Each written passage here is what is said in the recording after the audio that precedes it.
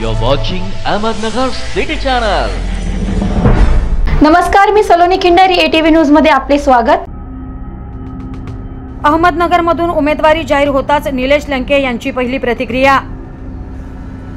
राष्ट्रवादी काँग्रेस शरदचंद्र पवार पक्षाच्या नगर दक्षिण लोकसभेसाठी निलेश लंके यांना उमेदवारी जाहीर करण्यात आली असून निलेश लंके यांनी 29 मार्च रोजी आमदारकीचा राजीनामा दिला होता। त्यानंतर आज शरद पवार यांनी त्यांची उमेदवारी जाहीर केली। पारनेरच्या मेळाव्यात शुक्रवारी लंके यांनी राजीनामा दाखवला।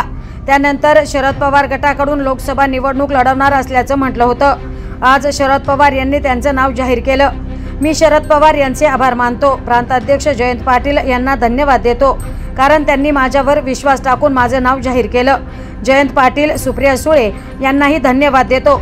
कुणाच्याही विश्वासाला तडा जाऊ देणार नाही, असं निलेश लंके यांनी म्हटलंय।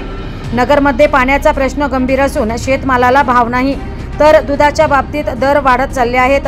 मला संधी मिळाली तर मी जनतेची सगळी कामं करण्याचा प्रयत्न करेल, त्यांच्या विकासाला प्राधान्य देणार आहे, असंही निलेश लंके यांनी म्हटलंय। Bureau report, ATV news, Ahmednagar.